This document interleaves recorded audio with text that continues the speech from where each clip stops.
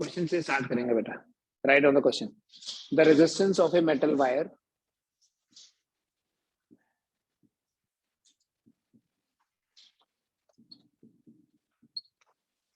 at 300 Kelvin is 1 ohm.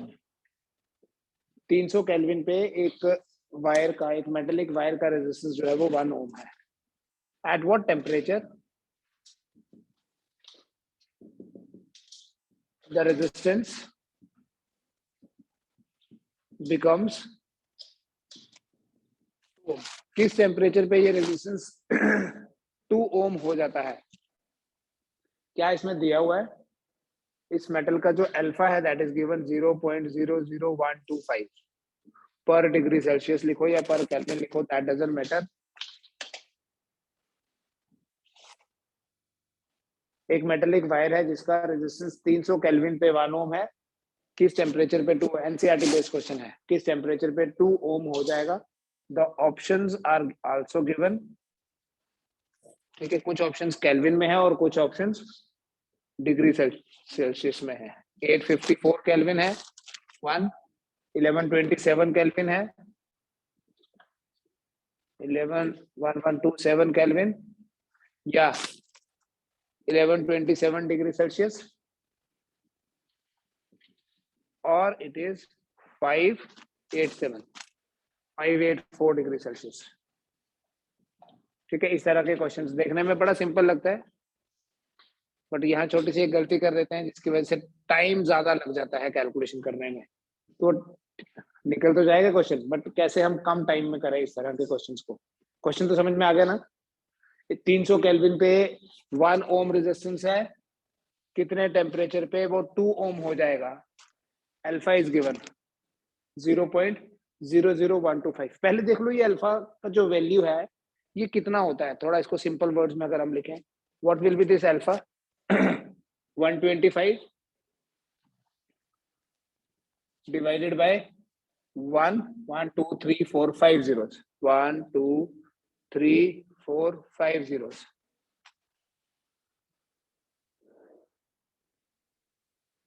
One 125 into 8 होता है 1000.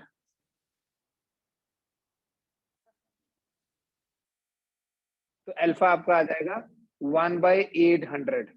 तो जहां आपने 0.125 लिखना है, 00125 लिखना है, वहां 1/800 लिख लो, तो आप टाइम बचा सकते हो. अब क्वेश्चन करेंगे कैसे, कैसे हम कम टाइम में करें, ये याद रखें. कल आपको ये बताया कि जो आर टी है that is equal to R0 into 1 plus alpha T. Right. तो R300 अगर मैं लिखूं that would be equal to R0 into 1 plus alpha into 300, या नहीं. अगर टी की जगह 300 पुट करें तो R300 ये बनेगा. नाउ दैट मीन्स अगर हम इनको डिवाइड करें, आपको R0 फाइंड करने की जरूरत ही नहीं है.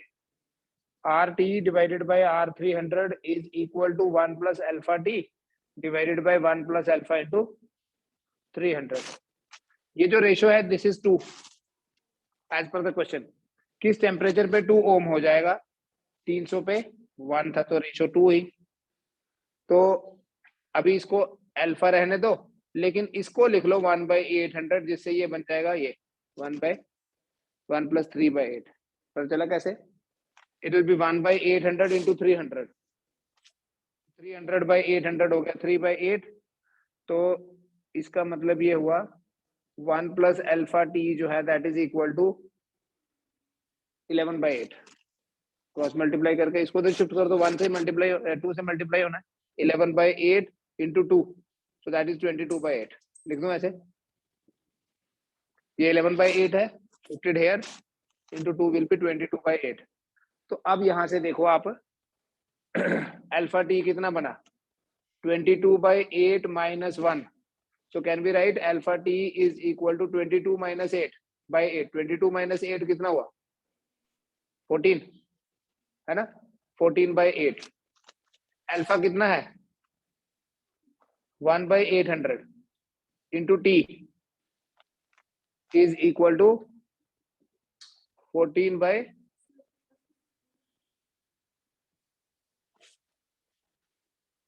ठीक है.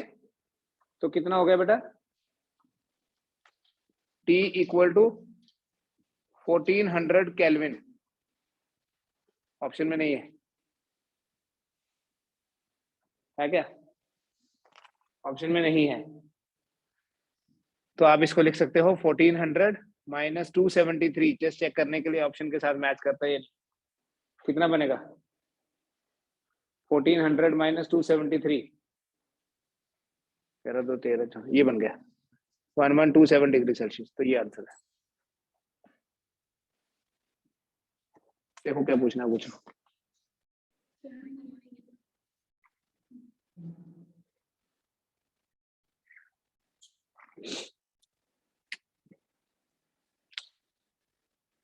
कितना? 5 या 6? अल्फा पी क्या होता है बेटा? जब भी इफेक्टिव वैल्यू आप पैरेलल में फाइंड करते हो, देखो पहले क्वेश्चन समझो क्या है। एक वायर है जिसका रेजिस्टेंस है R, so you can say R1 is R, alpha 1 is alpha, R2 is 3R and alpha 2 is 2 alpha. तो अल्फा पी क्या होता है? R1 alpha 2, R1 alpha 2 plus R2 alpha 1 divided bye R1 plus R2, that would be equal to R1, that is R into 2 alpha plus R2, that is 3R into alpha divided by R1 plus R2 होता है ना, divided by 4R।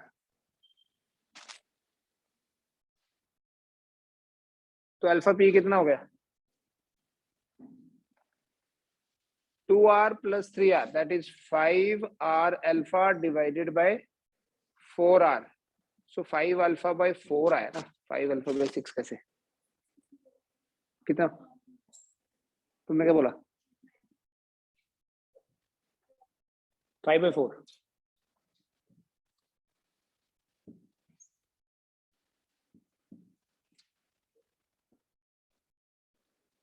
ठीक है, parallel में है। अगर series में लगाया होता इनको तो अल्फा एस कितना होना था? अल्फा एस फाइंड करना होता, सिंपली इन दोनों को मल्टीप्लाई करते। R1 alpha 1, that is alpha into R plus 3R into 2 alpha divided by R plus 3R। Denominator same ही होता है। In that case it would be 3 और 2 5, नहीं 6 प्लस 1 7R बाय 4। सीरीज में 7R by 4, 7 अल्फा by 4, sorry R तो cancel हो गया। ठीक है, तो अल्फा पे बेस ऐसे क्वेश्चंस आ सकते हैं। इसके अलावा जो ग्राफ बताया था, ग्राफ पे बेस स्लोप से कैसे आप अल्फा निकाल सकते हो।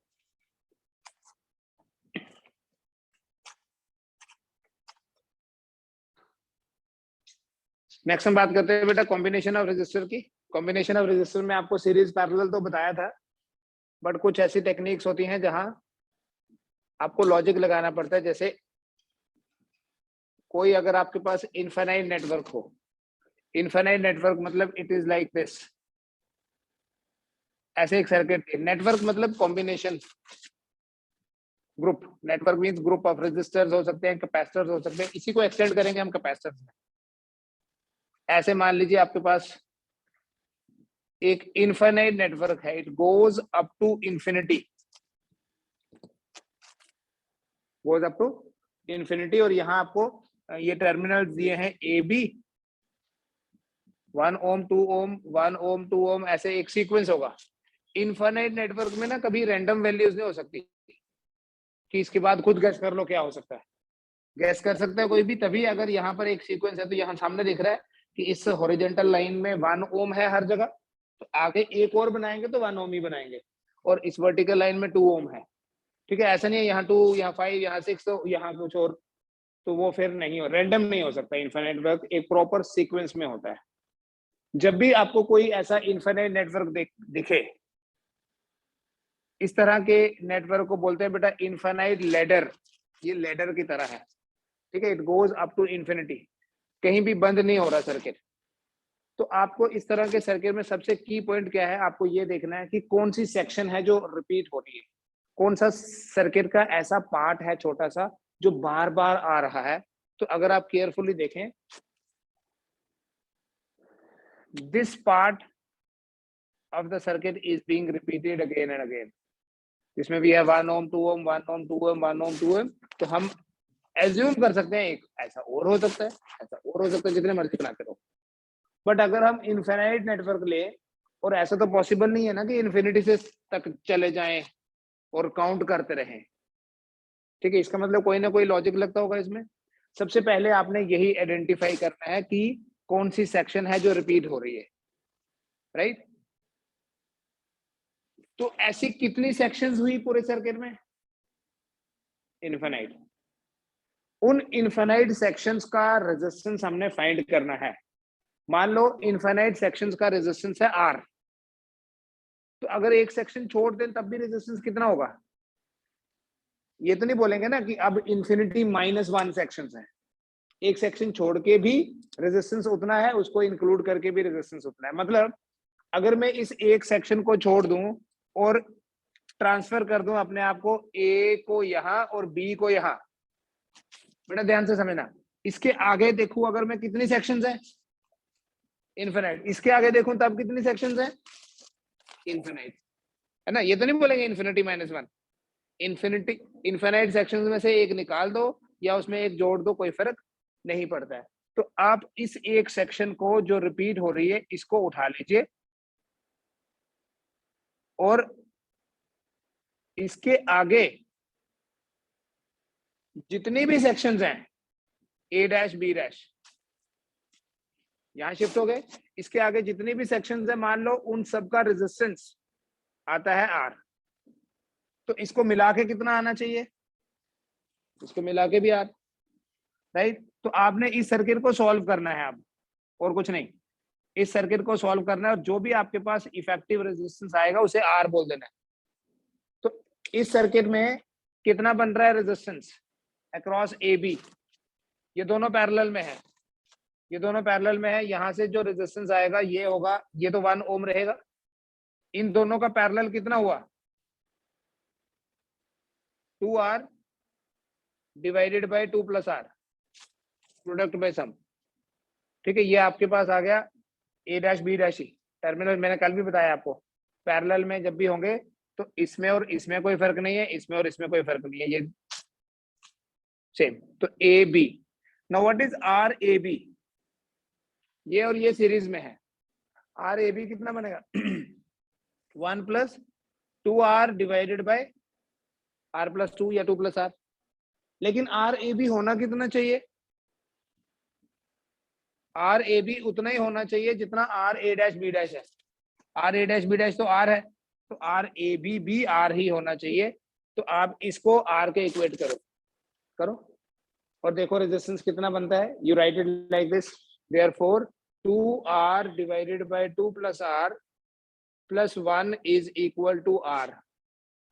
2R plus 2 plus R is equal to R into 2 plus R। Cross multiply करना, आपके पास क्वाड्रेटिक इक्वेशन बनेगी।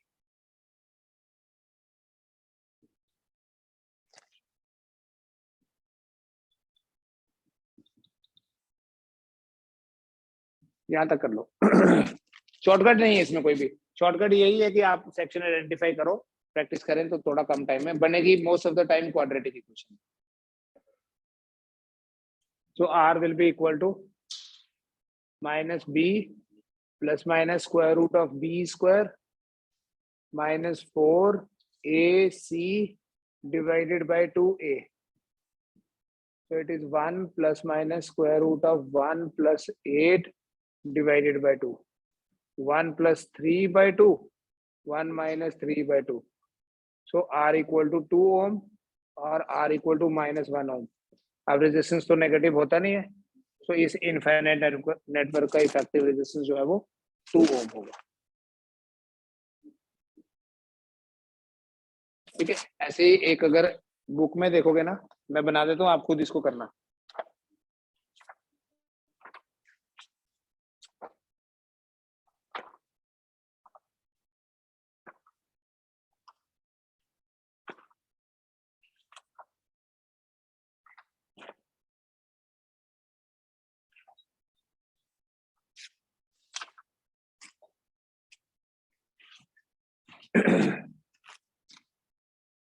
अगर हमारे पास ऐसा सर्किट है, जी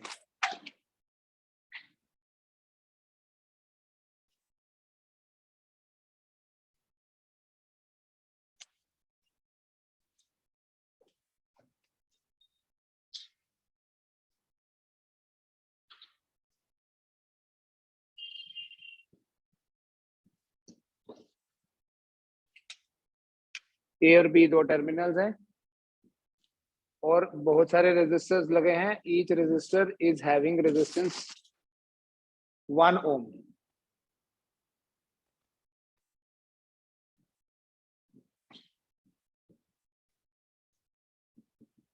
What is the effective resistance across the terminals A and B? This is NCERT based. ठीक है, बना लो, बस बाद में करना है इसको solve.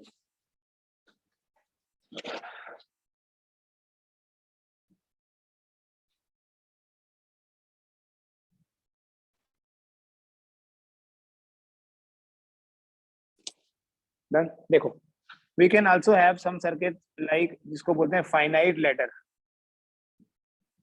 Finite ladder like multiple sections होती हैं इसमें.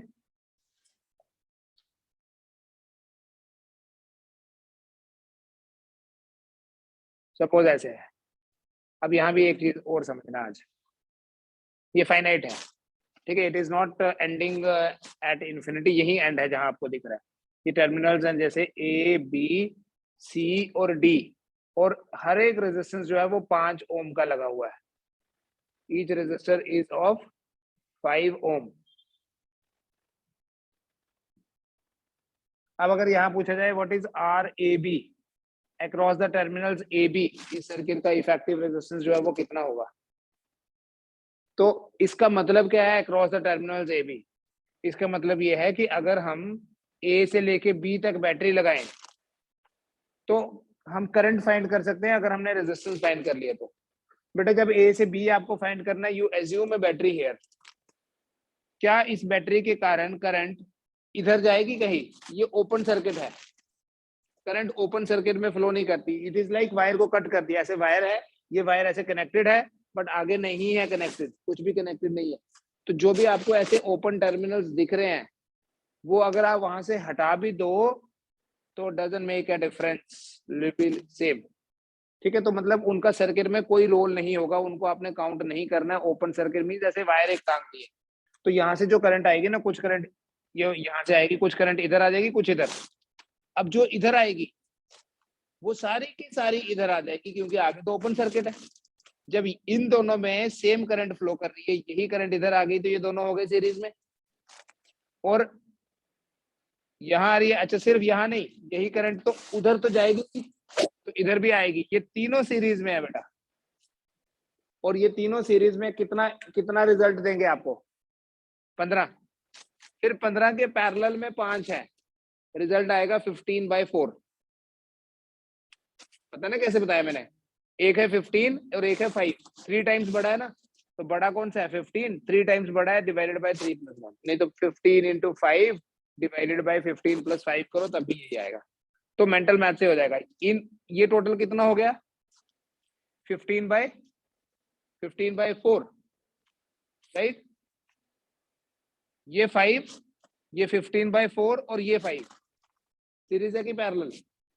सीरीज. तो आपका इफेक्टिव रेजिस्टेंस आएगा 5 प्लस ये वाला part, that is 15/4 + 5.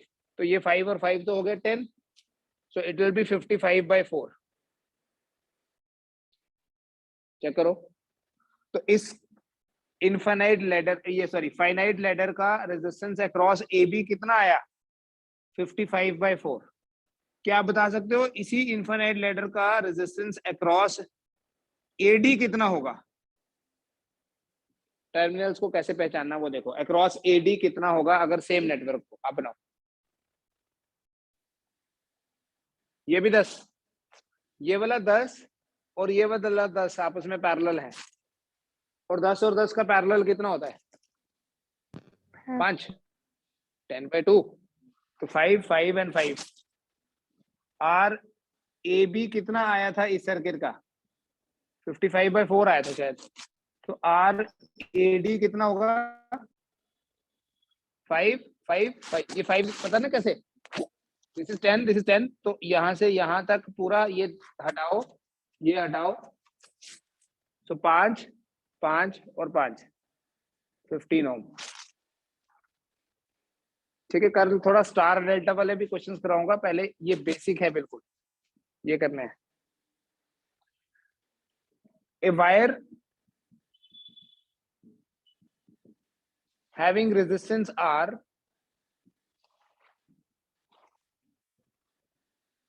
is bent in the form of a circle. What is the effective resistance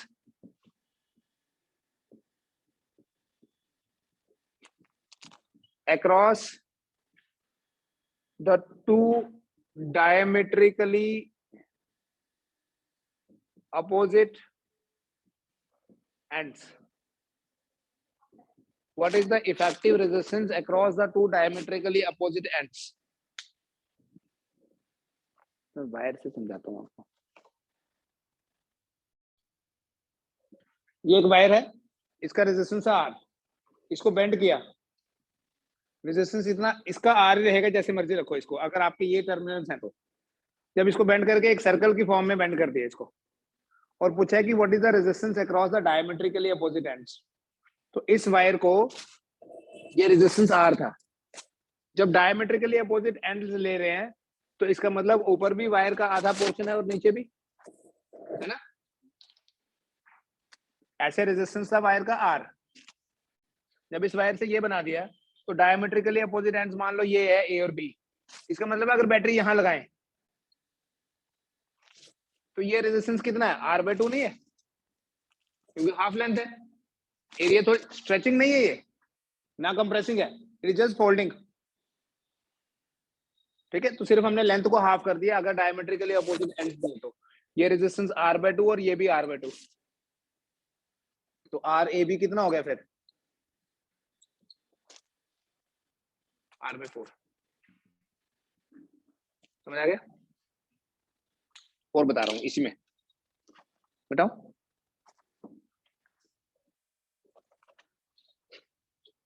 same type है बेटा, मैं क्वेश्चन नहीं लिखूंगा पूरा इस बार। एक वायर थी, इस वायर को एक सर्कल की फॉर्म में रखा, ठीक है, और अब की बार जो दो अपोजिट एंड्स हैं, जो दो एंड्स हैं वो अपोजिट, डायमेट्रिकली अपोजिट नहीं है, बट इनफैक्ट ये गिवन है कि इन दोनों एंड्स का जो पोजीशन है दैट इज 90 डिग्री डिफरेंट। तो इससे आप ये गेस करो कि ऊपर कितनी लेंथ है और नीचे कितनी लेंथ है, और कुछ भी गिवन नहीं है। तो अब बताओ इसमें RAB कितना होगा?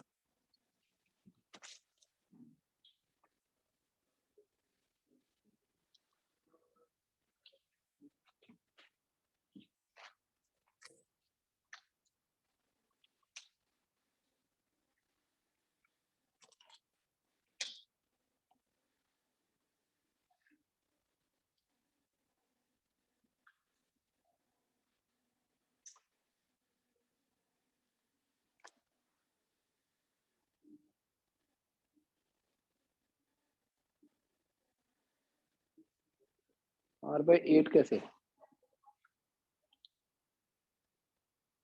बेटा? अगर ये 90 डिग्री है, खुद आप इजीली गैस लगा सकते हैं। 90 डिग्री है मतलब 360 का 1/4 है, तो इसका मतलब ये जो आर्क है ना, this is 1/4 of the circumference. पूरे सर्कमफ्रेंस का मतलब पूरी लेंथ का रेजिस्टेंस था R, सर्कमफ्रेंस का रेजिस्टेंस R था, तो 1/4 का हो गया R/4। और ऊपर कितना हो गया? 3R/4। तभी तो जब सीधा करोगे वापस इधर से ऐसे खोल के तो वापस R/4 और 3R/4 फिर R हो जाएगा। तो ये जो कॉम्बिनेशन है ना, this is like a parallel combination, एक 3R/4 एक R/4। तो इफेक्टिव रेजिस्टेंस निकालो, वही टेक्निक लगा लो, बिग वन। दोनों में से बड़ा कौन सा है? ये 3R/4। कितने टाइम्स बड़ा है? 3 टाइम्स। 3 + 1, तो आपका आंसर आ जाएगा 3R/16।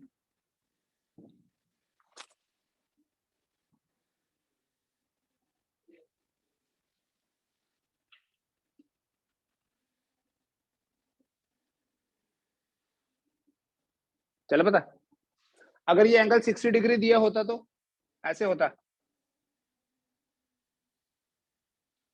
ये ए बी है but they are separated by 60 degree, तो 60 डिग्री पूरे 360 का 1/6 होता है, तो यहाँ रेजिस्टेंस होगा बेटा R/6 और ये ऊपर वाले पोर्शन का होगा 5R/6।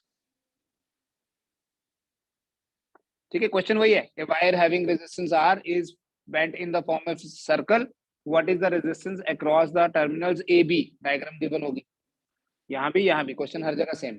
पहले वाले पार्ट में 180 था, तो 180 होने मतलब हाफ है, इसलिए ऊपर वाले पार्ट का भी हाफ हो गया, नीचे वाले का भी हाफ हो गया। एंगल कितना है 180, 180 इज हाफ ऑफ 360, 90 इज 1/4, तो ऊपर हो गया 3/4, नीचे हो गया 1/4।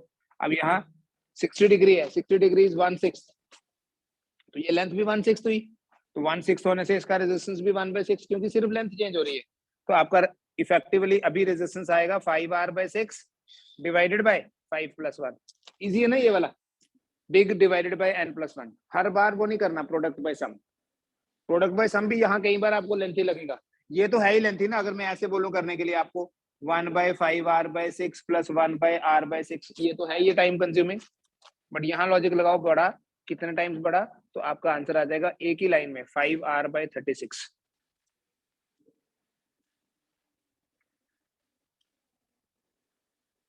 ठीक है,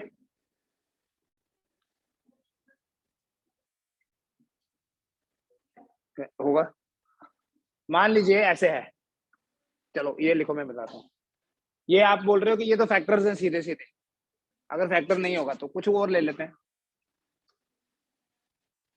जनरल बता दूं, मान लो हमें एंगल गिवन नहीं है, हमें ये पता है कि ये थीटा है, ठीक है, तो ये जो लेंथ हो गई ना, ये कितनी होगी पता है, इसका रेजिस्टेंस होगा R × θ/60, 360, 90 होगा तो 90/360, 60 होगा तो 60/360, तो रिमेनिंग का कितना हुआ R - R × θ/60, 360। जैसे यहाँ अगर R/4 है तो यहाँ कितना होता है 3R/4, कैसे R - R/4, बस ये लेंथी हो जाएगा और कोई प्रॉब्लम नहीं। तो मोस्ट ऑफ द टाइम ऐसा क्वेश्चन नहीं होगा जो ये चेक करे कि आपको कैलकुलेशंस आती है नहीं आती, क्वेश्चन ये होता है कि आप लॉजिक लगा रहे हैं या नहीं लगा रहे। सपोज करते हैं एक वायर है और इस वायर का जो रेजिस्टेंस है, एक वायर है उसका रेजिस्टेंस है 1/2 ओम पर मीटर, नीट का क्वेश्चन दे रहा हूं, एक वायर का रेजिस्टेंस कितना है, इसको बोलेंगे रेजिस्टेंस पर यूनिट लेंथ, बोलने में मैं रेजिस्टेंस बोल रहा हूं, बट आगे देखो क्या लिखा हुआ है ओम पर मीटर, तो यूनिट लेंथ का रेजिस्टेंस कितना है। इस वायर को बेंड कर दिया गया एक सर्कल की फॉर्म में, राइट, और यहां भी एक वायर जोड़ी है और इस सर्कल का जो रेडियस है दैट इज 1 मीटर, ठीक है, it is like this, exactly this, ठीक है। इस वायर का रेजिस्टेंस कितना है per unit length, per unit length का क्या मतलब, पर 1 सेंटीमीटर का रेजिस्टेंस जो है दैट इज 1/2 ओम, ये है,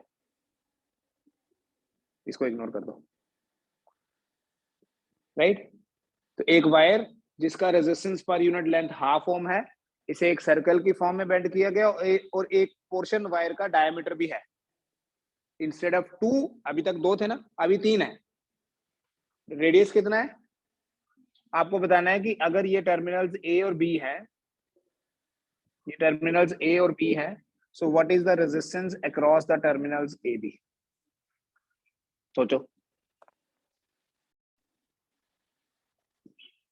बेटा, ये जो लेंथ है, ये लेंथ है पाई इंटू आर, आर की वैल्यू चलो बाद में डाल देते हैं, this length is pi R, this length is pi R and this length is 2r, right.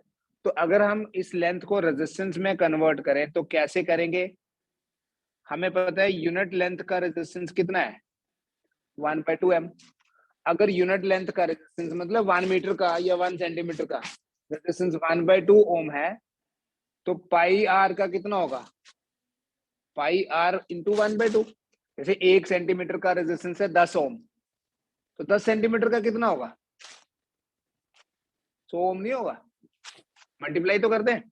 तो पहले ऊपर वाले पार्ट का रेजिस्टेंस आ गया पाई आर बाय 2 ओम, क्योंकि रेडियस मीटर में दिया है तो ये मीटर में ही है values.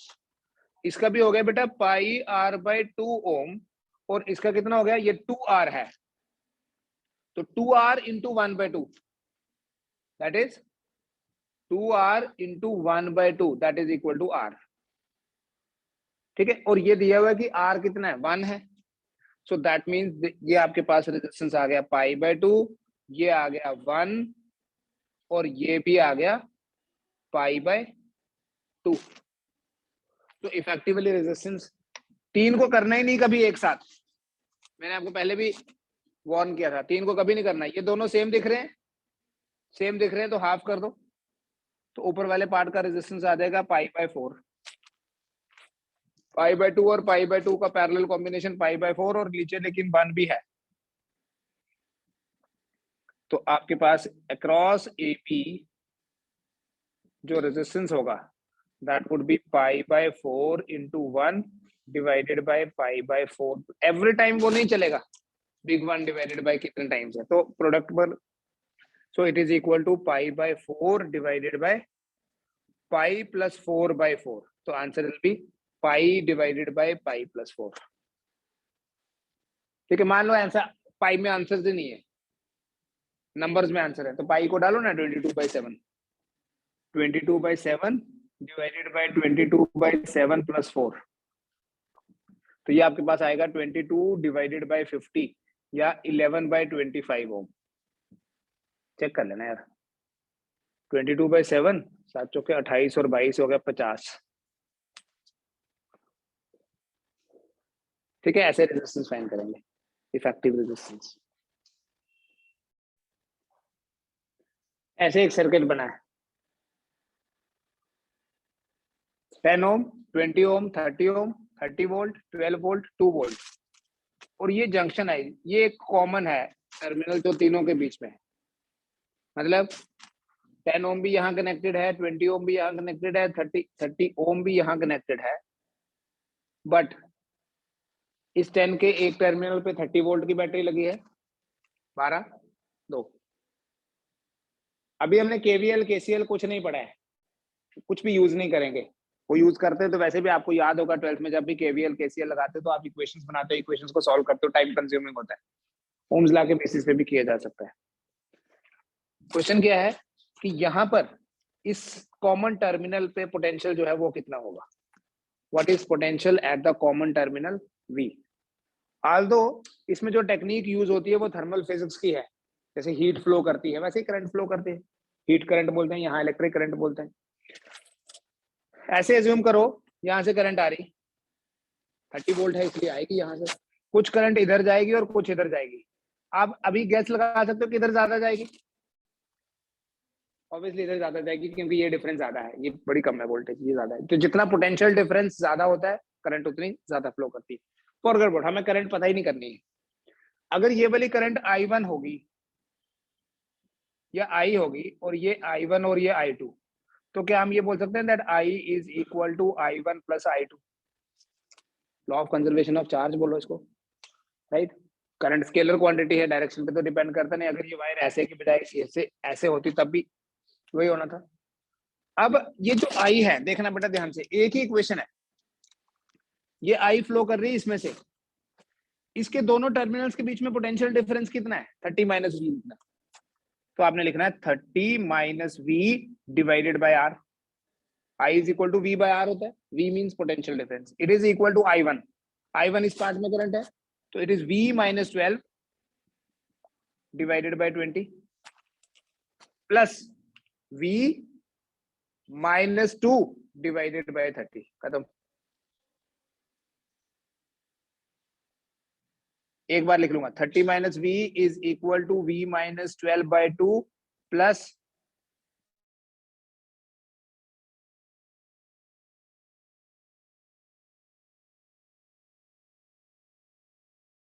Minus 36 plus 2v minus 4।